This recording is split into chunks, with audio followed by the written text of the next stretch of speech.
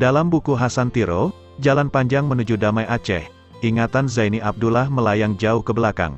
Dia tidak bisa melupakan pengalaman yang mengubah roda hidupnya dan keluarga. 37 tahun lalu, tepatnya tanggal 6 Desember tahun 1976, dia dan beberapa rekan yang satu profesi dokter dan insinyur duduk berhadapan dengan Wali Tengku Hasan di Tiro, di Gunung Halimon Pidi, Aceh. Pertemuan ini sangat luar biasa emosional sekaligus mendebarkan. Untuk pertama kali, Zaini Abdullah mengapai Gunung Halimon. Tidak ada masalah mendaki gunung atau berjalan di rimba hutan. Maklum kala itu saya masih muda alias masih berkepala tiga sekitar 36 tahun imbuhnya. Kalau sekarang diadakan napak tilas ke tempat bersejarah itu, saya angkat tangan. Waktu dan usia sudah berbeda katanya. Pertemuan dengan Wali mewarisi ingatan mendalam. Wali menyuguhkan pencerahan-pencerahan yang mengiring dia ingin berjuang bersama Wali dalam pergerakan pembebasan Aceh. Kata Zaini, saya mengamati detil setiap ucapan Wali, semua terukur dan jelas. Kagum pada kegigihan Wali berjuang untuk Tanah Endatu, tanah nenek moyang, dengan meninggalkan kemewahan di New York, Amerika Serikat, bahkan meninggalkan putra semata wayangnya Karim Tiro yang masih berusia 7 tahun dan istrinya Dora. Sebuah pengorbanan yang luar biasa untuk membebaskan rakyat Aceh dari ketidakadilan dan kezaliman.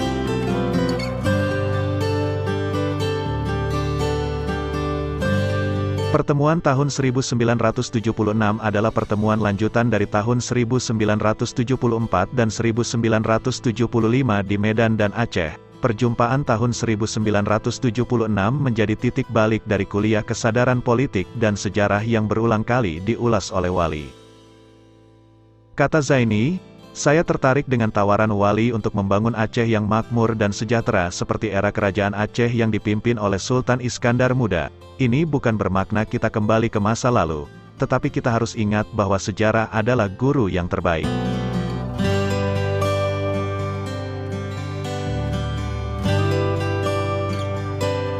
Setelah tamat kuliah di Fakultas Kedokteran di Universitas Sumatera Utara pada Maret tahun 1972, Dr. Zaini Abdullah menjadi Kepala Puskesmas Kepala Rumah Sakit Umum Kuala Simpang, Aceh Timur sejak tahun 1972 sampai tahun 1976, melayani warga dengan berbagai penyakit dan berbagai masalah. Salah satu yang meneteskan air mata saya yakni angka kematian ibu melahirkan masih tinggi.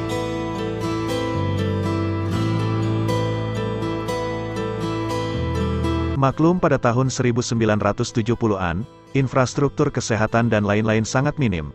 Ketika itu warga banyak menderita wabah kolera, TBC dan sebagainya. Saya menjadi begitu akrab dan kenal dengan setiap warga di Kuala Simpang, kini Kabupaten Aceh Tamiang. Usai mengabdi di Kuala Simpang, saya melanjutkan program pendidikan spesialis penyakit kandungan dan kebidanan di USU sejak tahun 1976 sampai tahun 1977. Sayang sekali pendidikan spesialis itu tidak selesai karena panggilan perjuangan telah tiba.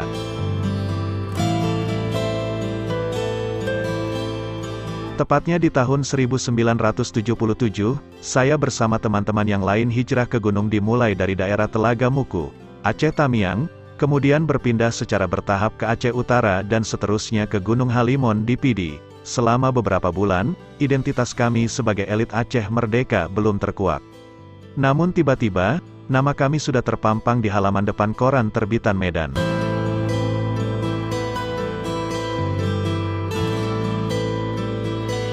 Keputusan yang penuh itu pertimbangan menyebabkan saya berpisah dengan keluarga. Bahkan ketika hijrah ke Aceh, putri pertama saya, Niza Ratna, patah kaki karena kecelakaan. Saya bertemu istri dan anak-anak kembali tahun 1983 ketika mereka mendapat suaka politik ke Swedia atas pertolongan lembaga PBB bidang pengungsi United Nations High Commissioner for Refugees, UNHCR. Zaini pun mendapat suaka politik ke Swedia pada Oktober tahun 1982, setelah 3 bulan menunggu di Singapura dan menetap di rumah orang tua Tengku Malik Mahmud. Saya ingat kepala UNHCR di Singapura waktu itu sangat baik orangnya, dia berasal dari India.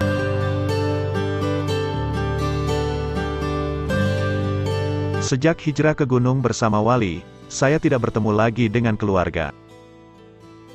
Justru pada waktu bersamaan, istri saya Niasa Hamid, putri kami, Pocut Sariwati, istri almarhum Tengku Muhammad Usman Lampo Awe, dan puluhan istri dan anak-anak Aceh Merdeka ditahan setahun di penjara Kota Bakti, PD. Mereka ditahan agar kami yang bergerilya di gunung turun menyerah. Sebelumnya, istri saya dan lain-lain ditahan di Lungputu, PD.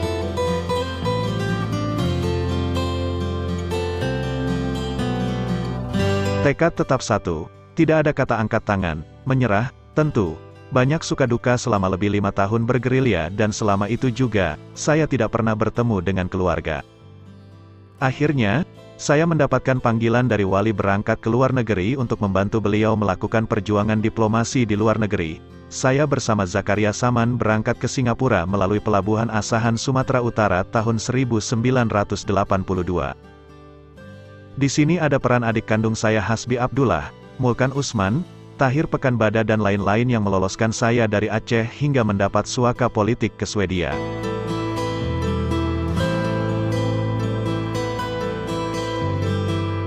Kini sekelumit pengalaman tersebut menjadi nostalgia yang mengisi relung-relung kehidupan saya terutama selama berinteraksi dengan wali. Bagi saya, wali tidak sekedar pemimpin namun menjadi orang tua dan guru. Selama di Swedia, saya yang berhasil meneruskan pendidikan spesialis bidang family medicine bertindak juga sebagai dokter pribadi wali dan tahu persis bagaimana beliau menjaga kesehatan, tidak merokok, rajin berolahraga dengan mengayuh sepeda statis setiap pagi.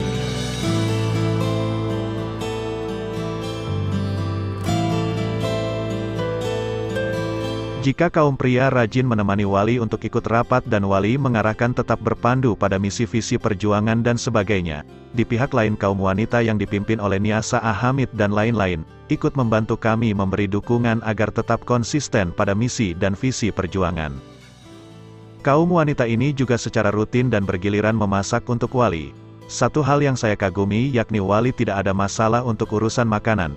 Jika kami di luar rumah karena ada urusan pekerjaan, maka wali menyantap mie instan. Wali tidak suka merepotkan orang lain. Asupan yang bergizi menjadi salah faktor wali tetap energi dan sehat di atas usia 80 tahun. Wali adalah sesepuh kami di Swedia yang kami hormati dengan segenap hati.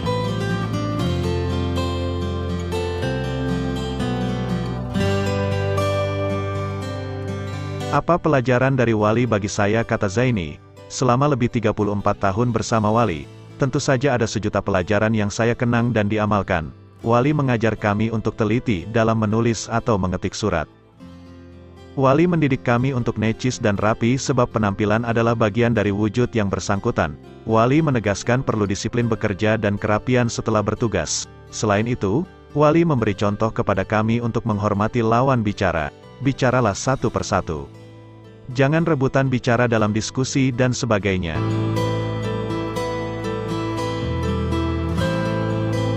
Suatu ketika kami hendak membeli televisi baru untuk ditempatkan di ruang tamu apartemen wali, namun beliau menolaknya dengan dalil televisi lama masih bisa dipakai. Hidup sederhana seharusnya menjadi rujukan bagi kita semua untuk mencapai Aceh yang berkeadilan, makmur, dan sejahtera dalam lindungan Allah. Terlalu banyak hal-hal berkesan yang diwariskan wali kepada saya dan sahabat-sahabat.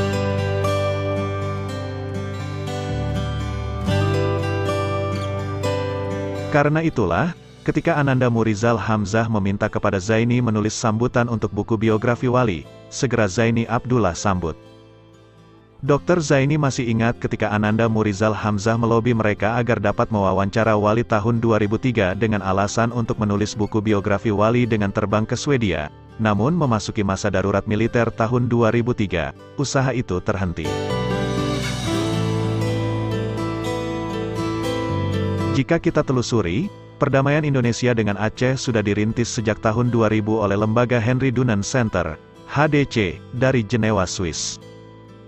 Pimpinan HDC Martin Griffiths dan kawan-kawan terbang ke Stockholm, Swedia untuk bertemu wali, Tengku Malik Mahmud dan saya dengan mengusulkan penyelesaian konflik Aceh dengan Republik Indonesia secara damai. Wali menyetujuinya dengan syarat penyelesaian secara bermarwah dan bermartabat untuk mewujudkan kemakmuran rakyat Aceh, dan Wali terlibat aktif pada pertemuan pertama dengan Dubes Indonesia untuk Jenewa Hasan Wirajuda pada tanggal 27 Januari tahun 2000 di Jenewa. Dari berbagai rangkaian pertemuan, hingga ditandatangani Perjanjian Penghentian Permusuhan atau Cessation of Hostilities Agreement, COHA, pada tanggal 9 Desember tahun 2002 oleh saya atas nama pimpinan Gerakan Aceh Merdeka dan Wiryono Sastrohandoyo atas nama Pemerintah Republik Indonesia. Namun COHA itu berakhir di tengah jalan karena Wiryono Sastrohandoyo, pengganti Hasan Wirajuda, bersifat tidak kooperatif dalam penyelesaian konflik ini, dan memaksa kami untuk menyerah tanpa syarat. Kemudian pasca gempa bumi dan tsunami tanggal 26 Desember tahun 2004, Adinda Murizal Hamzah melanjutkan niat semula bekerja sama dengan warga Indonesia yang menetap di Swedia yakni Sen Chiao untuk mewawancara Wali. Saya ingat, ketika itu Ibu Sen Chiao datang bersama suami dan anaknya. Wali dengan riang mengendong anak Ibu Sen Chiao. Wali sangat senang pada anak-anak, mungkin teringat cucunya di Amerika Serikat.